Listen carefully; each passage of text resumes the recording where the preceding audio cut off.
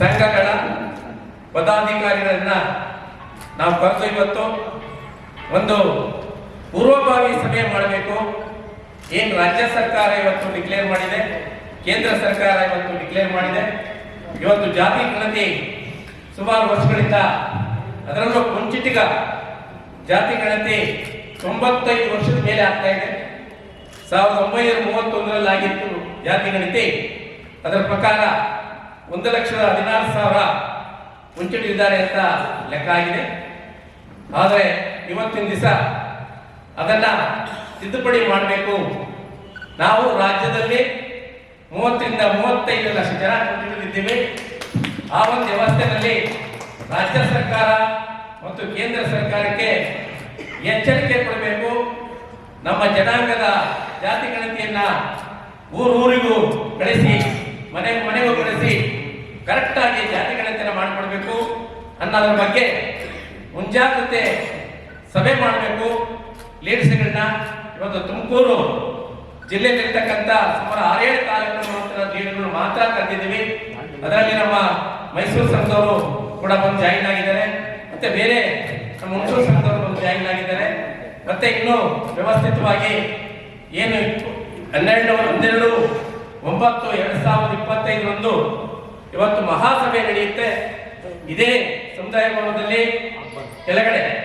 ಆ ವ್ಯವಸ್ಥೆಯಲ್ಲಿ ಪೂರ್ವಭಾವಿ ಸಭೆಯನ್ನ ಕರೆದು ಅದರ ಬಗ್ಗೆ ಲೀಡರ್ಸ್ಗಳನ್ನ ಕರೆದು ಅವರ ಚರ್ಚೆ ಮಾಡಿ ಅವ್ರು ಏನ್ ಹೇಳ್ತಾರೆ, ಯಾವ ರೀತಿ ಮುಂದೆ ಸಾಗಬೇಕು, ಮುಂದೆ ಸಾಗಿದ್ರೆ ನಾವು ಸರ್ಕಾರ ಮಟ್ಟದಲ್ಲಿ, ಕೇಂದ್ರ ಸರ್ಕಾರ, ರಾಜ್ಯ ಸರ್ಕಾರ ಮಟ್ಟದಲ್ಲಿ ಸಕ್ಸಸ್ ಆಗ್ತೀವಿ ಈ ಜಾತಿ ಗಣತಿ ಬಗ್ಗೆ.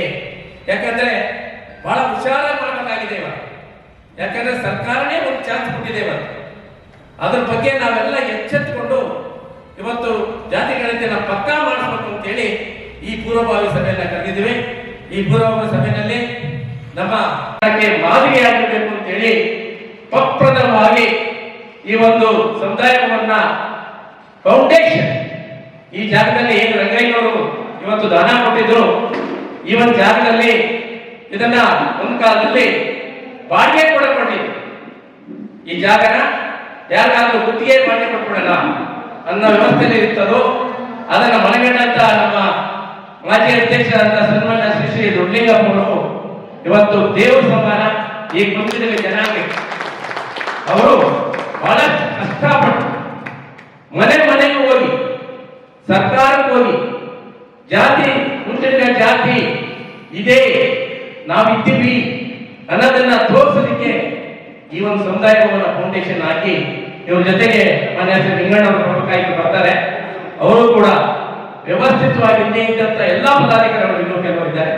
ಆ ವ್ಯವಸ್ಥೆಯಲ್ಲಿ ಇದನ್ನ ಈ ಸಮುದಾಯ ಭವನ ಫೌಂಡೇಶನ್ ಹಾಕಿ ಕಟ್ಟಿ ಸುಮಾರು ಅವರೇ ಸ್ವಂತ ಸುಮಾರು 80 ಲಕ್ಷ ರೂಪಾಯಿ ಇವತ್ತು ಅವರ ಫ್ರೆಂಡ್ಶಿಪ್ ಅಲ್ಲಿ ಇನ್ನೊಂದು ಮತ್ತೊಂದು ಎಲ್ಲಾನು ಸ್ವಂತವಾಗಿ ಕಲೆಕ್ಟ್ ಮಾಡಿ ಪ್ರಪ್ರಥಮವಾಗಿ 80 ಲಕ್ಷ ಇನ್ವೆಸ್ಟ್ ಮಾಡಿ ಸರ್ಕಾರದಿಂದ ಸುಮಾರು 2 ಕೋಟಿ, ನಮ್ಮ ಜಯಚಂದ್ರ ಸಾಹೇಬರು ಒಂದು 20 ಲಕ್ಷ, ಇನ್ನೂ ಎಲ್ಲರೂ ಎಲ್ಲರೂ ಕೊಟ್ಟಿದ್ದಾರೆ. ಎಲ್ಲಾ ತಾಲೂಕು ಸೇರಿ 1,50,000 ಎಲ್ಲ ಕೊಟ್ಟಿದ್ದಾರೆ. ಸುಮಾರು 300ರಿಂದ 400 ಜನರ ಹೆಸರು ಇವತ್ತು ಅಲ್ಲಿ ಬೋರ್ಡಲ್ಲಿದೆ. ಆ ವ್ಯವಸ್ಥೆಯಲ್ಲಿ ಇವತ್ತು ನಾವೇನಾದ್ರೂ ನಾವು ಸರ್ವೆ ಮಾಡಕ್ಕೆ ಈ ಜಾಗದಲ್ಲಿ ಕೂತಿದ್ದೀವಿ ಅಂದ್ರೆ ನಮ್ಮದೇ ಆಸ್ತಿ, ಮುಂಚೂಣಿಗಳ ಆಸ್ತಿ. ಅದನ್ನ ಮಾಡಿಕೊಟ್ಟಂತ ಮಾನ್ಯ ಶ್ರೀ ದೊಡ್ಡಲಿಂಗಪ್ಪನವರಿಗೆ ನಾನು ಮತ್ತೊಮ್ಮೆ ಹೃತ್ಪೂರ್ವಕವಾದ ಅಭಿನಂದನೆ ಸಲ್ಲಿಸ್ತಾ ಇದ್ದೀನಿ. ರಾಜ್ಯ ಸರ್ಕಾರ